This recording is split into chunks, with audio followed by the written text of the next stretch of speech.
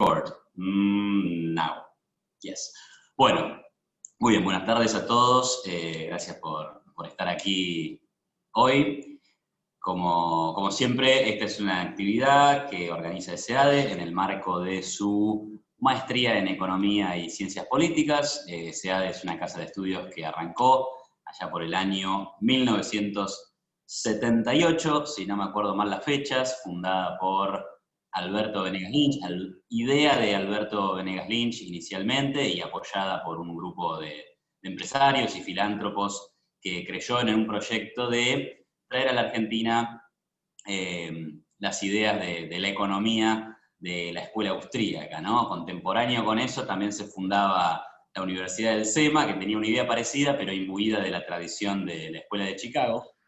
Y en el año 1993, por consejo de uno de quienes eran los directivos académicos de la institución, o consejeros académicos de la institución, como el premio Nobel James Buchanan, se crea la maestría en Economía y Ciencias Políticas, que casi que diríamos que es el único programa en Argentina que combina la disciplina de la ciencia económica con el área de las ciencias políticas. Es verdad que hay otros programas en otras universidades en donde se ven políticas públicas, en donde se estudia micro y macro junto con políticas públicas, pero algo como el programa de Eseade podemos decir que no existe, además de la tradición que tiene detrás y el enfoque que tienen nuestros profesores en el área de economía y en el área de política. Bueno, en ese marco es que hoy le vamos a dar la bienvenida a nuestro disertante. Nuestro disertante es Jeffrey Tucker, hoy está en el estado de Massachusetts, donde trabaja como director editorial del Instituto Americano de Investigación Económica, American Institute for Economic Research, es fundador de Liberty.me, es miembro honorario distinguido del Instituto Mises de Brasil, es asesor económico de freesociety.com, investigador del Instituto Acton y autor de 5 libros, entre ellos A Beautiful Anarchy, The Market Loves You, y el que presenta hoy, o del que vamos a hablar parte de esta conversación hoy, que se llama Right Wing Collectivism o Colectivismo de Derecha, la otra amenaza para la libertad. La idea de hoy es hablar al principio un poco sobre la situación de la cuarentena, su punto de vista sobre el lockdown y lo que ha pasado en Estados Unidos. Jeffrey Tucker ha estado siguiendo mucho este tema de cerca y con una posición muy clara desde el inicio en contra de las medidas de confinamiento. Y luego una segunda parte donde sí vamos a escucharlo hablar sobre por qué el colectivismo de derecha representa una amenaza y por qué escribir un libro como tal en un momento como el que vivimos. Esta charla va a ser en inglés, así que las preguntas también tratemos de que sean en inglés, o si no me dicen a mí y yo lo podría traducir. So, Jeffrey Tucker, thank you very much for being here. I have already introduced you. So, the first thing that, as I told you, we would like to know is what do you think of what's going on in the States with the pandemic, with the lockdown? How have you been seeing this, and what is your take? Welcome, and thank you for being here.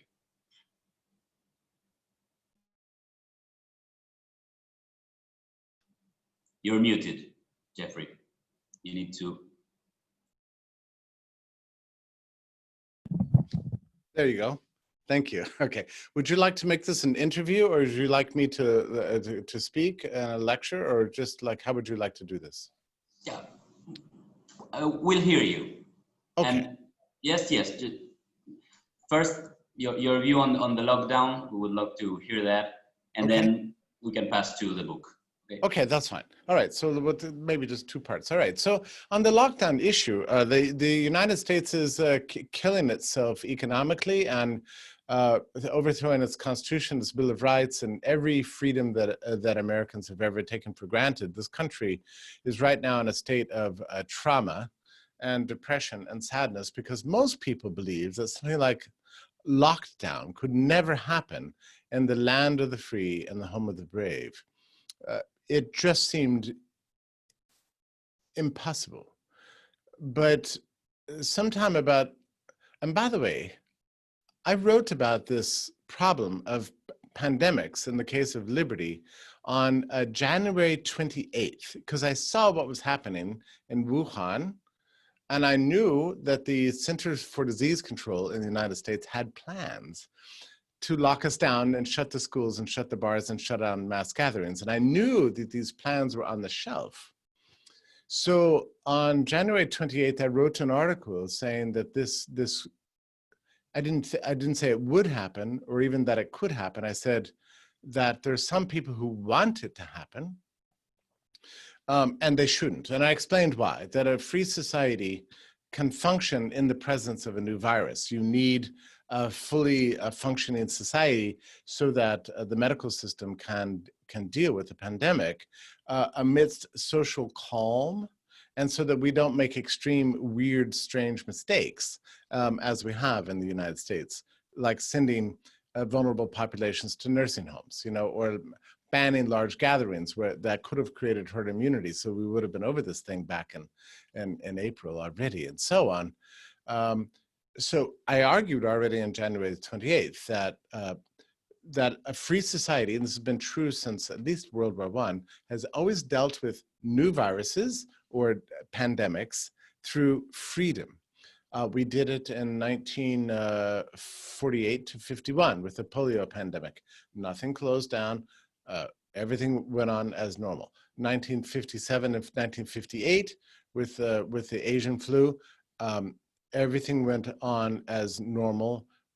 Vulnerable populations got the virus and died. Some very sad deaths. 116,000 Americans died from that, with a population only of 2 million, and so 200 million. So, and again in 1968 and 69, we had a very, very bad new virus, the Hong Kong flu, that killed more than 100,000 Americans, and we still had Woodstock and civil rights protests and concerts, and nothing was ever shut down. The schools were never closed. In other words, in the 20th century, we learned how to deal in a smart way with viruses, which is to say, we leave them for medical professionals to deal with, not politicians, not bureaucrats, and not coercive public health authorities. Something happened between the 20th and 21st century that caused us to forget everything we knew about how viruses evolved with the human experience. We have been dancing with viruses for 1,000,000 years. That's why our immune systems are the way they are. We have the most robust immune systems of any people right now in the history of the world, because we encounter so many different kinds of people. We travel more, we have more trade, the world is more integrated than ever, and that gives us strong immune systems, and that's part of the reason that we live so long now as compared to the past ages. I mean, in the last 50 years, we've added 15 years to the average lifespan in the United States, partially because of and over the last 150 years, we've added 25 years, 30 years, and almost gotten rid of child mortality entirely, partially because our immune systems are so strong because of capitalism and global trade. Immigration, we're exposed to more people. And so, and by the way, the things I'm saying to you, not everything I can say to you tonight, I knew 6 months ago, right? I think we've all learned, over the last 6 months. We've been reading, we've been following the statistics. I've become enraptured by the charts on herd immunity, learning from immunologists and epidemiologists, and become good friends with many of these people who are horrified by these lockdowns. The lockdowns are all designed on a theory. At least initially in the United States, they wanted to so-called flatten the curve to preserve hospital capacity, but that very quickly went away. Then the lockdowns were used to suppress the virus and essentially eradicate it through suppression, which nobody has ever believed since something like the Middle Ages. This is a very ancient view of viruses, and it's unscientific and utterly ridiculous. And that's exactly the view that we took in the United States, like in an instant, from about March 12th to about March 16th. I was in New York that March 12th. I had tickets for Broadway on March the 14th. So I was planning to go to Hamilton and the Book of Mormon, and then to go to a jazz club, you know, on Friday night. And New York was starting to empty out for fear, not of the virus. New Yorkers don't care, but for fear of the lockdowns. And the bar I was in was packed and everybody was drunk. I was there for a television interview and everybody was drunk at like noon. And I said to the and it was packed. I said to the waitress, I said, is this normal? She said, I've never seen anything like this. It's like people were trying to experience their last little party before the lockdowns came, you know. It was really bad. But then after my television appearance, I saw Broadway had been canceled, the jazz club had been canceled. I was worried that my transportation would get canceled. So I hopped back on a train and I came back home. And ever since that day, and then that night, Trump abolished, banned flights from Europe. And then he had already done so from China, but he banned flights from Europe. So immediately despotism and the totalitarian state descended on the United States, and all the schools were closed and so on. It's been a calamity. We have lost on an annualized basis a third of our GDP in the last quarter.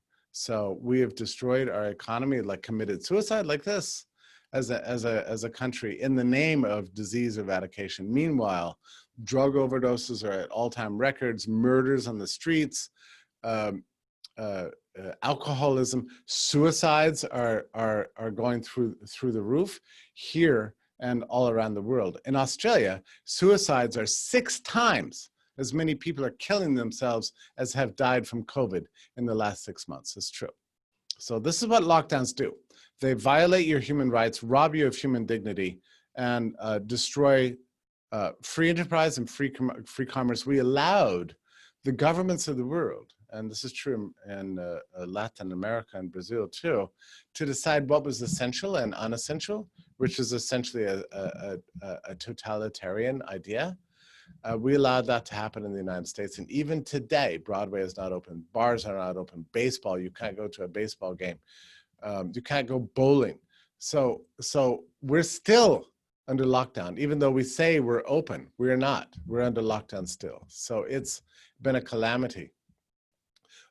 So let me just kind of like finish this little first part of what I'm saying with the following kind of remark, because there's really 2 different ways you can think of on how to deal with a virus, right? So you either deal with it like a free society deals with it, or you deal with it like a totalitarian society deals with it. Let me contrast Sweden as a free society, even though they're kind of socialist, but they're smart, and New Zealand, on the other hand. So Sweden basically took a laissez-faire approach. They said, look, the virus is going to come. We need to isolate the vulnerable populations. They didn't do a good job of that. That's why the death rate is higher than its neighbors. They could have improved on that. But it needs to, non-vulnerable populations need to get it. They need to, you need to, it sounds crazy, right? It's not crazy. It's what my mother taught me. It's what her mother taught her. You need to get the virus, even if it gets you sick. It turns out most COVID cases are asymptomatic, but you need to get sick and get over it so you develop immunities.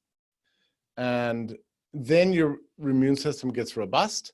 And then at a certain point, scientists discovered in the 1960s, you develop what's called herd immunity. So maybe it's like 50% of the population, 60% of the population develops immunities for one form or another. Maybe it's from another coronavirus, maybe it's from T-cell immunity, maybe it's from actually contracting COVID-19 and getting over it and that sort of thing. Maybe it's from SARS, as in Taiwan, apparently. A lot of the reasons why Taiwan's not experiencing any deaths is because, or very little, is because they already had immunities because SARS raced through there a few years ago. So this is how you deal with it. And then you find the problem cases and you let medical professionals deal with it, period. Nothing else needs to change. And that was basically Sweden. The other case was New Zealand, right? So they have this prime minister there who's basically a left-wing dictator, and who has been who had one of the hardest lockdowns anywhere in the world. She was determined to keep the virus out of her country. Much more extreme than Brazil or United States or the UK or Israel or Spain or Italy or anywhere else in the world. I think New Zealand had the most extreme lockdowns of anybody on the planet Earth, and for 100 days, well, for about 30 days, they shut everybody inside their homes. They wouldn't let anybody go out. They had the police arresting people on the streets and that sort of thing. So like a complete totalitarian despotism. And then after 100 days, everybody said, oh, look, we beat the virus. As if the virus is going to be terrified of a scary, ferocious politician locking people in their homes and shutting down theaters and gatherings and parties and that sort of thing. And the virus would get scared and move away. Well, this is ultimately a very selfish kind of policy, because it's like New Zealand refused to become part of herd immunity at all and refused to be involved in the great global social contract of dealing with viruses. They decided just to shut it out. Well, it hasn't worked. On day 120, they've discovered 4 cases in Auckland just 2 days ago. And now the entire city of 1.7 million people has been completely shut down. And people are once again locked in their homes because of 4 cases in one family. So what you have is the sporadic despotism and totalitarianism. Here's the thing, it doesn't work. Even if it could work temporarily, you shouldn't do it. Because as Sumatra Gupta at Oxford University says, all you do to a nation's immune system is you reduce it to a primitive state. You're getting rid of the latest virus. That means you're not updating your body's machinery to adapt to the modern world. So you become like a primitive tribe, pure, and with a naive immune system. And the very next bug that comes along, you know, maybe it takes 50 years, maybe it takes 100 years, but it wipes out the whole tribe. And that's what New Zealand attempted to do. It's stupid, it's primitive, it's totalitarian, it's unscientific, and it's evil. And that's New Zealand. And now we will see this unfolding over the coming weeks. You will see that this policy has not worked, and it's going to destroy that country. The 10% of that country's GDP is either directly or indirectly related to tourism. They can never again allow a tourist into New Zealand for fear that the person will be a carrier of the virus. And not all, you can't just test people and find out if they have it or not. That doesn't quite work because there are a lot of false negatives. So the virus is coming to New Zealand one way or the other, and this woman is in disgrace, as is every politician in the country, in the world, who supported lockdowns at any level. My point I've been making for 8 months in my writing is that we desperately need all over the world an anti-lockdown movement that is utterly and completely uncompromising. There's no conditions under which the state should ever violate our rights. I'm sorry, the viruses are not a good excuse for doing that, and it's not working, and it's destroyed people's lives all over the entire world. And I expect that over the coming, year or 2, certainly 5, that there's going to be a tremendous backlash against what they've done to us in every country in the world, violating our rights, locking us in our homes, destroying our entertainment, closing our churches, right? That's what happened right here in the United States. They actually shut down the churches. And I don't think once people get over the fear, they're going to realize what happened. And there's going to be a tremendous backlash. I don't know what that looks like, but I think we're going to be living with the consequences of what's happened to almost every country in the world, with the exception of just a handful. Taiwan, South Korea, a few others. Japan is a complicated case. South Korea is a very interesting case. Most all of the countries in the world, I think the political class is going to be wiped out if they have free and democratic elections. They're going to be wiped out and replaced by a whole new generation of politicians who believe in freedom and the rule of law and will never let this happen ever again. By the way, in the United States, and I'll finish with this, in the United States, there were 8 states that, because Trump really pushed everybody to lock down, right? But there were 8 states that refused to lock down. They have lower rates of infection and death per million than the states that lock down. And their economies are not destroyed. So that's clearly the answer. It's the answer for every country in the world. I'll finish with that. Okay, great, Jeffrey. Very, very persuasive. I will leave the questions for the end. Okay. In this first part, because I have some very interesting listening to you. But now, yes, let's pass on to this book that you wrote, I think in 2017, titled "Right-Wing Collectivism: The Other Threat to Liberty." Why did you write that book? What are you telling to the world over there? It would be great to hear you on that also. Yeah. Okay. So I wrote the book because I wanted to discover something I did not know. My whole life, because when I was in college, I studied all about communism and socialism, and I understood that there were despotic, totalitarian theories of life that would destroy human liberty and economies. But I always assumed that they were part of the left. And I understood the lineage of socialism, you know, all the way from Plato, you know, through Marx and the modern democratic socialists, and the debate about socialism. And I had begun to think that you know, the left was the only problem. Well, you know, as I got older and began to experience a greater degree of political life, I also began to discern that there is a problem, you know, on the other side too. And it's a different kind of problem because it's a different kind of socialism. But I began to notice certain strains of a persistent habit that people would be anti-left, but not really in favor of liberty. So, so they might believe in religion, but they think that the religion should serve the nation, or they think that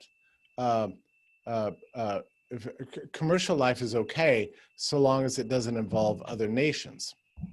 Or they think that property rights are fine so long as they serve the collective good of a people. Also part of this ideology I began to notice was a kind of a racism, like a racial identitarianism. You know, like, oh, prosperity comes from only of the people of the higher races, you know, rather than the so-called lower races. And they began to like slice and dice the human population by race or religion or family structure, or you name it. All kinds of weird things are part of this. And I began to notice that this is a fundamentally anti-liberal worldview. But I didn't really understand it. And so I sat out. Well, here's what happened. I was reading Ludwig von Mises on this point, and he's like, as far as I'm concerned, like, you know, one of the wisest, most brilliant political and economic philosophers of the 20th century. So he had this one remark. He was speaking in San Francisco Public Library. He said, Hegel, George Friedrich Hegel, was the origin of the, Hegel destroyed all German philosophy for 200 years, he says. And he said, the left-wing branch of Hegelianism ended up in Marxism and Marx and Soviet communism. The right-wing version of Hegelianism ended up in Hitler and the right-wing dictators around the world. And I thought, okay, that's weird. I got to figure this one out. So over the course of a year, I started reading, and I began to trace out not just a left-wing version of collectivism, but a right-wing version too. And I traced it from Hegel to Hegel's successors, to England, and to Carlyle and Friedrich List, who learned from Hamilton in the United States about protectionism. And anyway, I just went through the whole, and then the beginning of the racial Darwinism of the late 19th century with the eugenics movement, and the progressive movement in the United States in the early part of the 20th century, which was not always left-wing, partially left-wing. And then the origin of environmentalism, right, which is basically a right-wing theory in the early 20th century, later became left-wing. And I began to notice this pattern, that there's this non-leftist collectivist ideology that has these things that are always coming back up again: protectionism, theocracy, racism, misogyny, because they all have a problem with women's rights. They think the job of women is to have babies and not, and that's it. And to be beautiful and have babies, and then otherwise just like go away. And so there's a consistent kind of theme. So I wanted to write a book that mapped out this strange penchant for non-leftist form of collectivism. And the more I read, the more I was astonished. And I realized, you know what? This is what happened in the middle part of the 20th century and the whole of Europe, right? So the communists and the leftists are screaming and getting ever more active and destroying things. And the people get really angry. And then a dictator shows up and says, well, we need to preserve our traditions against these terrible people. And we're going to do that by locking down through protectionist controls and celebrating the race and finding true meaning in who we are as a people under my leadership. And they tend to be very successful. And that's essentially what happened. Under fascism takes a different form in every country. So it was different in Spain as versus Italy and Germany. And really all over the world. Right-wing populism, collectivism takes a different form. It could be religious, it could be racial, or it could be in Trump's case, just purely nationalistic. But there is a distinct philosophy that I call right-wing collectivism, which more precisely would be called right Hegelianism. So my entire book was an attempt to map this out and help people understand it, and to avoid it. Just because in other words, I guess the purpose of my book is to say, it's good that you don't like the left, but don't allow yourself to be tempted by the right either, right? That sometimes happens to us, right? I mean, the reverse is true, right? I mean, if you decide you don't like the right, don't be tempted by the left. I mean, we need to figure out how to be genuine, thoroughgoing liberals who consistently believe in liberty for all, human dignity for all, the good of all through freedom and commerce and property rights and constitutions of the rule of law and extreme limit of government, freedom of religion, free trade, free migration. I mean, this is an idea called liberalism. And it's really tragic to me that we live in times when this idea of liberalism seems like it's an extreme minority position. So that was the purpose of my book, and I'm so glad it's been translated, I think, yeah, into Spanish and into Portuguese, both, yeah. Thank you, Jeffrey. There's a part in your book, I think it's a sub-chapter called we fight to live, or we fight to feel alive. Do you remember? I think that's a very powerful message over there, because we can see it every day. There's a lot of like aggression that is channeled through politics, and it's like a lot of people, maybe they are not leftist or rightist, they just want to fight. What's your idea there? Yeah, thank you for mentioning that. This is a really important chapter. It's like a lot of my writing too. Like I bury some of my best ideas in a funny form, right? So this is basically I think a review of this movie called The Fight Club, right? But I address actually an extremely important topic here, which has to do with the search for meaning in life. So Carl Schmitt, the Nazi jurist and highly respected political philosopher, even now, wrote several books on attacking liberalism, particularly the ideas of Benjamin Constant, who was like the great philosopher of libertarianism or liberalism in the early 19th century. And Carl Schmitt's fundamental message is that liberalism doesn't give us meaning, that we only obtain like a life mission in some kind of big, ferocious struggle with other people, and that liberalism just simply posits that we should all just get along and get rich together, right? That's essentially liberalism's core promise. And Carl Schmitt said, that's not enough for the human personality. That does not satisfy us. We need to be involved in a dramatic struggle. We need to have friends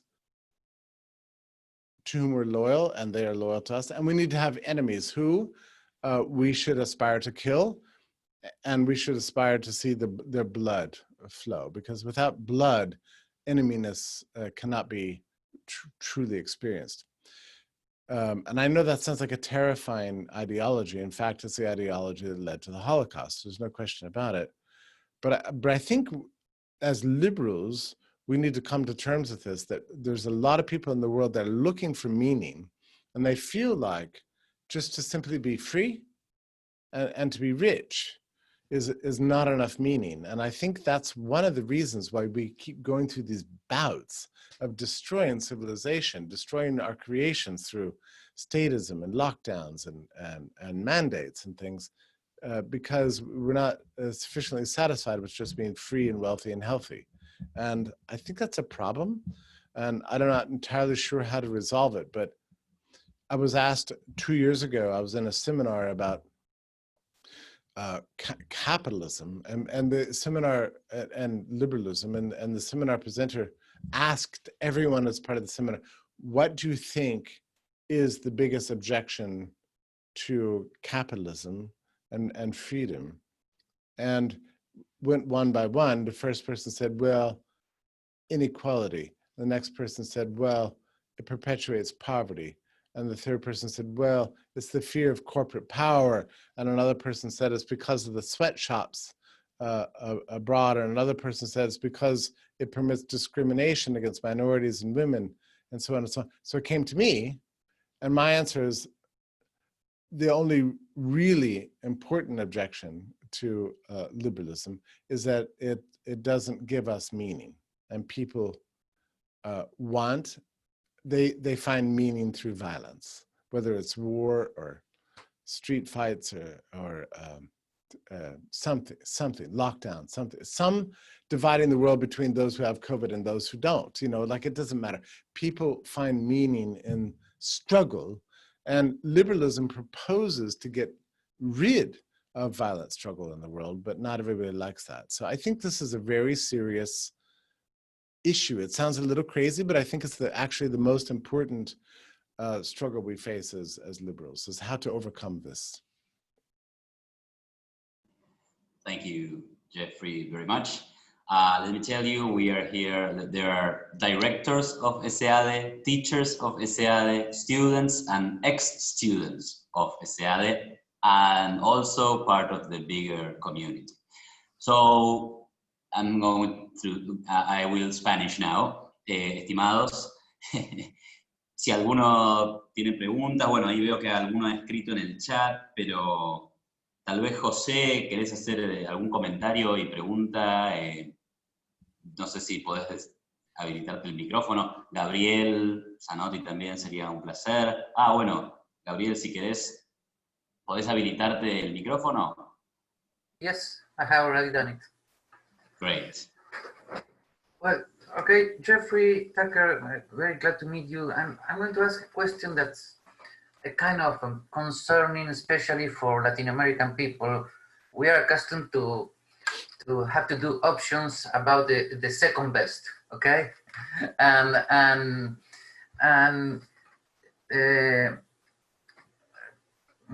we are more or less divided in a difficult political discussion in relation to Trump, okay? To Donald Trump. None of us is in favor of Donald Trump as itself, as himself. But the discussion is if he could be, in a way, a second best for Joe Biden, for instance, in relation to Joe Biden. And the conceptual discussion is that is the same the conservative movement in the United States to this new kind of fascism that you have already talked about, is the same the conservative movement with all its branches with this kind of fascism? Because this question is in a very close relation to the first one. That is to say, I'm thinking that many people who is in favor of Trump as a second best are pretty much conservative than fascist. So, or perhaps you disagree with my distinction, please, sorry. But this is my concern, and I assume that this is a concern of all of us. Okay, thank you. Thank you for the question. It's the single most difficult question any Americans deal with, because if you look at a future of America, if somebody like Biden, and now I think he's picked Kamala Harris, who's a cop and a enforcer and a leftist, but it's like she's the worst combination of right and left, right? She's the VP pick. It seems catastrophic, you know, and he's controlled by a socialist. So it's a terrifying vision. And it's natural to say, well, like Trump has his problems, but at least he shares my enemies.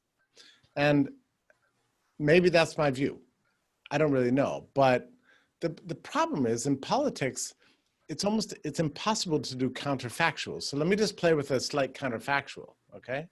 And this is why we don't really know these political answers, really. But let's say, to use the American case, Biden gets in control. Through how, I don't know, it seems unimaginable. That would build the greatest resistance to government in my lifetime in the United States. Every religious person would be angry, every libertarian, every conservative, every regular working class person, anybody in the heartland. He would only have supporters in a handful of places around them, and we could actually build a huge resistance force gradually over the 4 years, and then there's no question that his leadership would fail totally, and then we might be in a position to actually rebuild once we have this relief. And I think maybe the Republicans would stop his agenda, and his polls would be very, very low, and he could be the most unpopular president in American history. So that is also possible. Do you see what I mean? It's like, it's difficult to solve these problems. So I think what happens was we want to emotionally identify with somebody. And I think in that case, we have to emotionally, I think there's a tendency for any liberal to emotionally identify with Trump. I mean, I didn't, by the way. When he won, I practically cried. And then somebody pointed out to me, I said, I can't believe he won. This is a disaster, because I had just finished my book, Right-Wing Collectivism, or I'd been researching it. And then the person next to me said, look on the bright side. Hillary Clinton lost. And I thought, that's a great point. You know, so this is the way we have to think about things, I think. So I'm prepared, no matter what the outcome of this election is, to, like, I'm worried. I have to tell you, I'm very worried about a Trump victory. On the other hand, if Biden wins, I would be very worried about a Biden victory. So it's very difficult to know which one. But I understand the emotional sympathies with Trump. I understand that. I identify with it, and and even sympathize with that. But intellectually, thinking a little bit outside, I also understand that maybe a little bit of pain under a Biden administration might be good for the country, in the sense that like the resistance movement would build and get stronger and stronger and stronger. I know that's like playing with fire in some way, but I could see it surviving either direction. So I hope my answer helps. ¿Puedo preguntar, Juan? Thank you very much. My question is, why do you think these ideas that you describe as Hegelian right comes from inside the libertarian movement? I think even that you are a minority. I think the same way you do, and I feel like a minority in the libertarian movement in relation with this idea. Why do you think it's happening? I think it's just naivety, like these people don't know. So libertarianism in the 20th century, or I should say in the last 25 years of the 20th century, mostly identified itself as an anti-left-wing movement. And these people completely forgot about what happened in the interwar period because they weren't alive. So they didn't understand it. So there's a lot of libertarians in the world who think the more anti-left you can be, the more libertarian you are. So they don't even know that there's like a pit on the other side. They just keep walking and they've fallen in it. They don't even know they're in a pit. So I think it's mostly stems from ignorance. I don't know how else to explain it. That's why I wrote my book, was basically to alert the people you call libertarians to the fact that they are headed off a cliff of statism and collectivism, and they don't even know it because they're unaware of the history. Thank you. Jeffrey, what an interesting point. That many do believe that being the most anti-left would be the most libertarian, and maybe they fall into other categories. Here's a very interesting question that I think comes up very much in these discussions, and I will do a brief introduction to this question. Mario Vargas Llosa, who's a very well-known writer, he's a Nobel Prize winner, he's from Peru, bright intellectual, libertarian. He was asked once if he preferred the dictatorship of Pinochet in Chile rather than the dictatorship of Maduro in Venezuela. And here there is a question by Alberto Guevara, which I find very similar. He asks you, if you were to choose between right and left-wing collectivism, what would be your pick? It seems to be easier to come back from a right-wing collectivism than from the left one. Would you agree? I like the way the question is phrased. It is easier to come back from a right-wing collectivism than it is from a left-wing collectivism. And I think you can look at cases in history in which that seems to be true. Certainly Soviet communism lasted 70 years, 72 years, something like that. That's long after it had failed. It was already failed by 1920. It only lasted like a couple of years, not even that. And yet it persisted. And there's some truth to that, whereas something like Hitler was a flash in the pan, right? And came and went with vast dead, and Mussolini came and went. And that's been true in most of Latin American experience also. So, you know, I think I'm prepared to say that there might be some truth to that, but it's just a dangerous gamble, and I guess for me, and the reason I wrote the book was because my true wish is that we didn't have to make this crazy choice. You know, like I think we just need to be profoundly aware of all kinds of poisonous snakes in the garden. That's, you know, and which one is worse, which one is more poisonous? It's an interesting question, but I think it might really depend on the the time and the place and that sort of thing. And I'm not even sure you can really choose always which form of collectivism that you want. It's like, oh, it's like we're playing games. Do you want the right-wing version or the left-wing version? Well, what actually happens is that the communists become so threatening, so terrifying, so destructive of property, so prone to crime. This is what's happening in the United States right now, right? These riots, tearing down statues, robbing stores, they pillage shopping malls and everything else. That drives you to say, please, Donald Trump, send in your troops and get order around the city. The same thing happened all over Europe in the interwar period. So there's like a dynamic that plays against itself. And I think as intellectuals, it's really important for us to remember that the left thrives on the right and the right thrives on the left. And it works both directions. Though I do have to agree that it's really hard to say, but I think left communism in practice has been, in general, overall, more murderous, more dangerous, more prone to creating mass famines and violence against people than the right-wing versions. But you could say that. It's, on the other hand, when the right comes after you and breaks down your door and shoots you, you don't care if the cop is left or right or what kind of regime it is. So violence is just violence.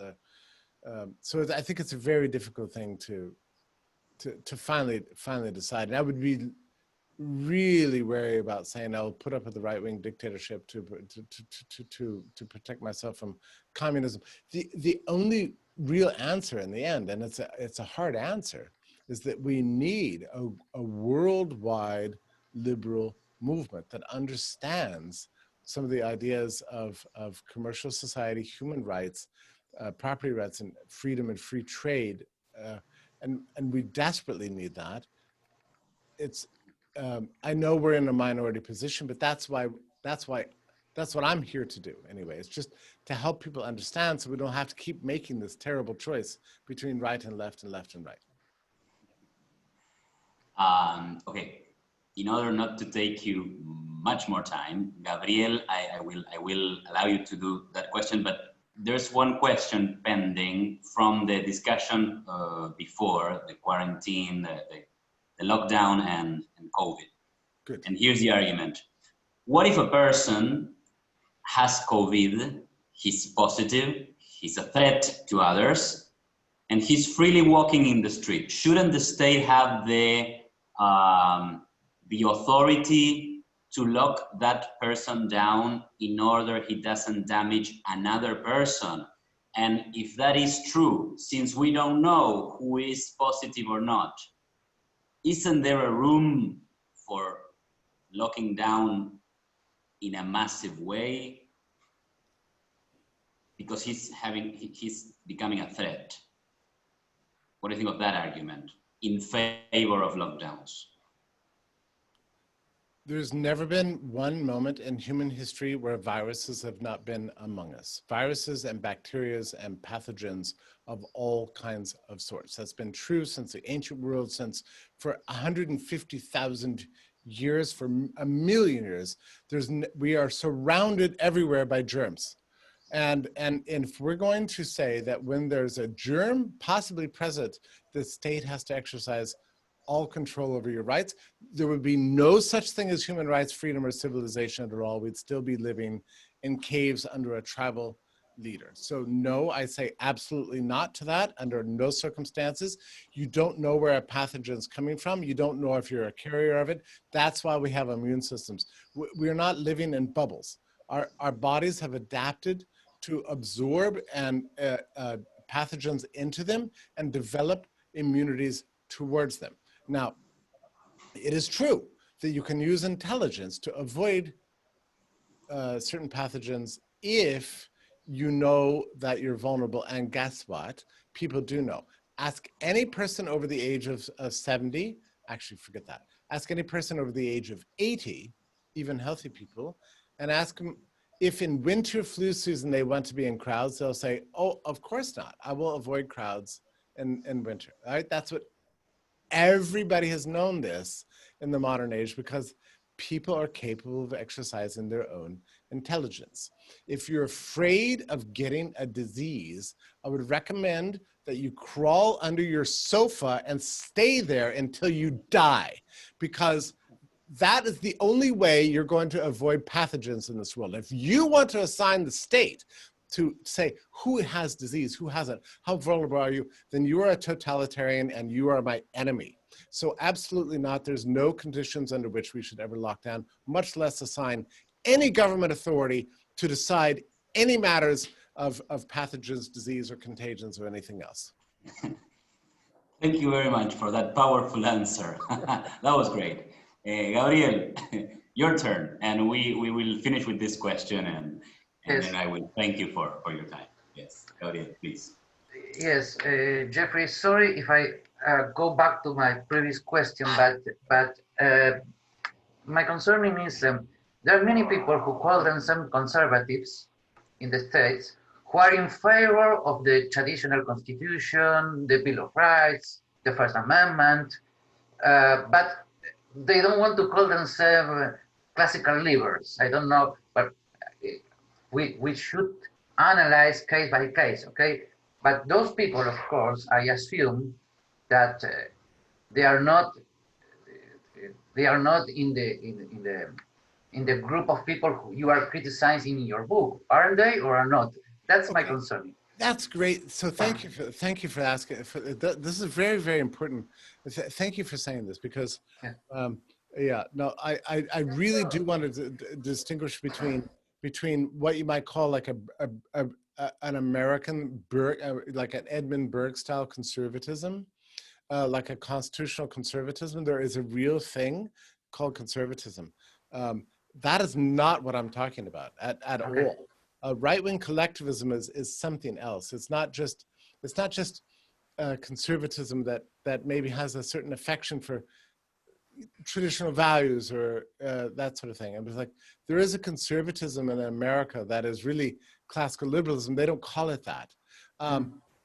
By the way, on my reading list, which I have not read, which maybe you would be very interested in this book, but I've heard great things about it. Maybe you've heard of it, is a book that came out right before COVID hit. It's very sad, right? Because like nobody remembers anything that happened before COVID, but it's by George Will. And it's a book called, I think it's simply called Conservatism. And and George Will is this very, very highly educated public intellectual in the United States named George Will. And it's a very thick book called something like a conservatism, a treatise, something like that. And I've heard people say it's the best book on American conservatism ever written. Okay. Well, I really want to read it, because I definitely do want to distinguish between what I call right-wing Hegelian, and Hegelian is like this weird German fluff. No, that's American style conservatism is something absolutely different. It's not the same thing as like a liberalism that maybe you and I accept. Maybe just slightly different, but it's still generally within the framework of liberalism I would broadly define. Yeah. Okay. So thank you for that. Thank you. No, thank you. Thank you to you. Thank you. Well, Jeffrey, it's been a pleasure to have you. I think this was a wonderful talk and a wonderful exchange between many of us. Thank you all for being here. And well, I hope things get better, and I hope you keep writing a lot of books. Okay, thank you. Thank you for your time. Thank you so much for having me, and all the best to you. Let's all hang in there. We're going to get through this. Don't despair. If if anybody has a despairing, dark thoughts, and you need to be cheered up, drop me a note on Twitter or Instagram or something. I'll do my best. Okay. Thank you. Thank you very much. Bye bye. All the best. Bye bye.